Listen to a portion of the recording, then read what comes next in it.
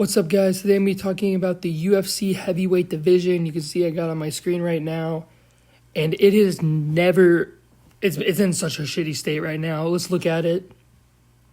Number 6 in the world is Waldo Cortez Acosta. What the fuck?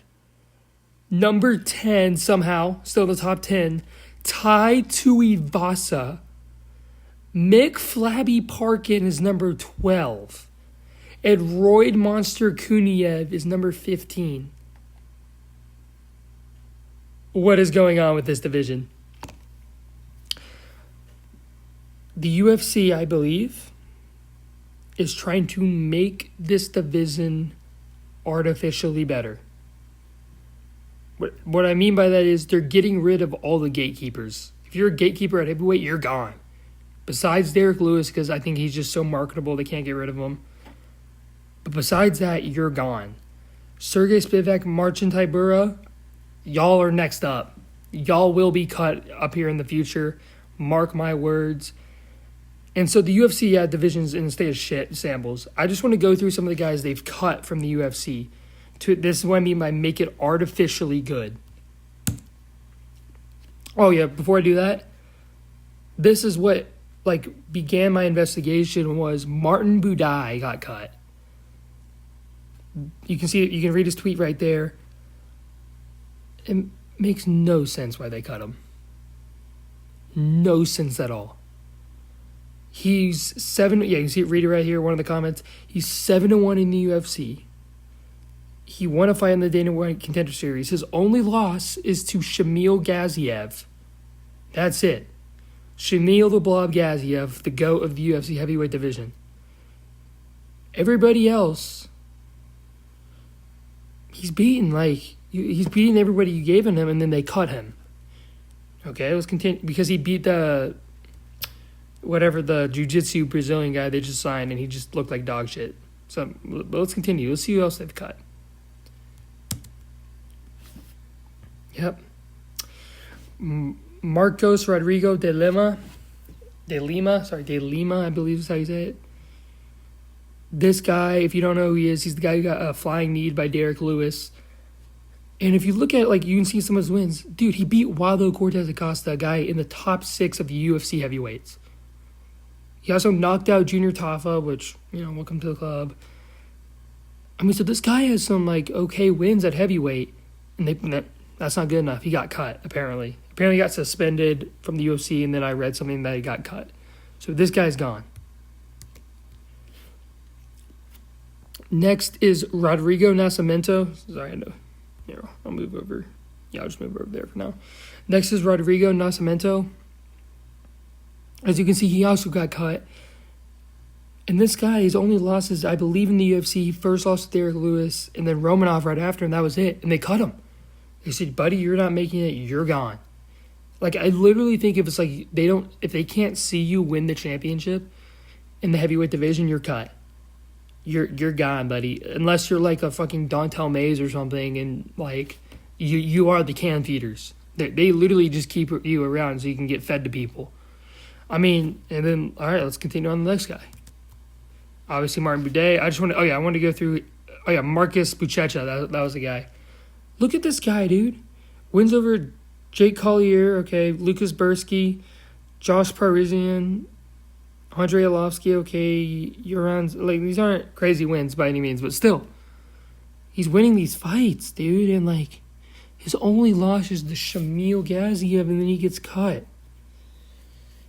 It's just crazy, dude. Continue. Jairzinho. This one hurt me. When I saw Biggie Boy get cut, I shed a tear. I did. When Jairzinho, this guy was ranked, I believe when he fought Sergey, he was 9 or 8.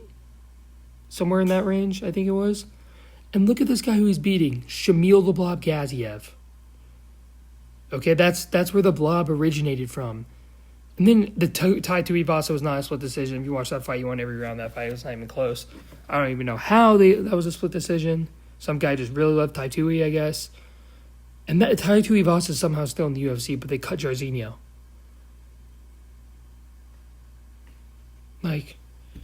And we're going to move on. Obviously, the big one, Francis Ngannou. Now, here's the problem with the UFC cutting all these heavyweights. This is why I want to end on Francis. If I was the PFL, I would sign every heavyweight I could get my hands on. And they should honestly just abandon every other division, just market the heavyweights. Because even at, like, right now, if they signed all those guys earlier, I know Boudet is, like, with the Octagon, or however you say it, the German promotion. And then, what's the other guy with? Or is that the Polish one? Whatever. It's the one with the... No, I think it is German. And then the other guys with... Jairzinho's with, like, some weird random little promotion. So, like... If I was the PFL, I would just sign all these heavyweights the UFC just cut. And I might have been joking. They could argue that their division's better, dude. Look at... Rizvan Kuniev just came over from them, and he went to a split decision with Curtis Blades. Okay? And it's not like the UFC guys go over and they're dominating. Like, I think Romanov had no contest. Let's see how he does in the next fight. Nascimento lost to that guy. Okay, so, like, dude, the PFL might have better heavyweights in the UFC. In the year of our Lord, Big 2025. The fuck are we doing, UFC?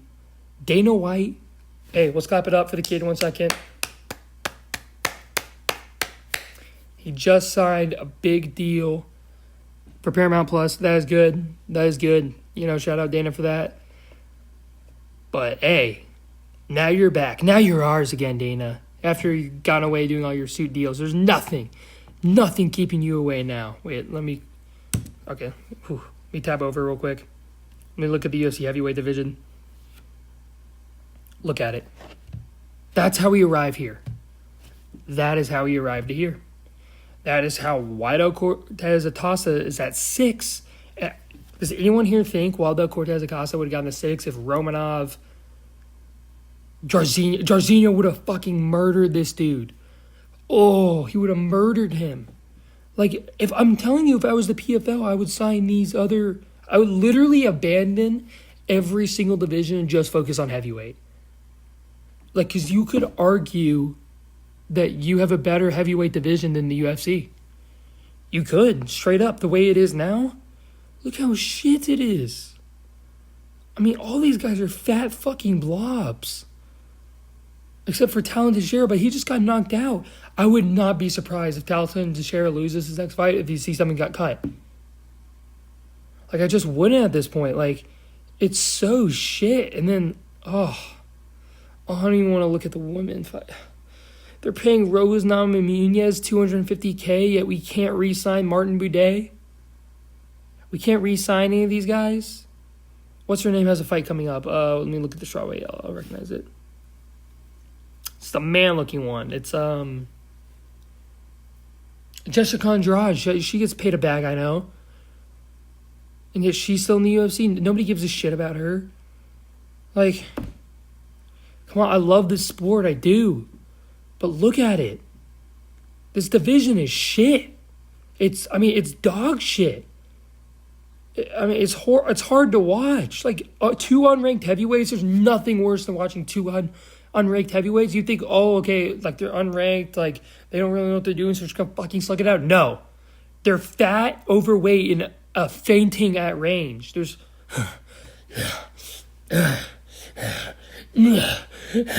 Like, they do one move and it's like fucking up. That's how... Dude, Shamil fucking Gaziev literally had a heart attack and had to quit. And this is like... Harold is one of, like, the best upcoming prospects. Walter Walker looked like dog shit on his debut. These are the guys looking like at the top. I mean, fuck, after Tom... Hopefully, I swear to God, dude, Tom better beat Cyril Gane. And after that, dude, like... Almeida. Straight up, dude, like... This division is shit. God, it sucks to see. I mean, yeah, that's about it.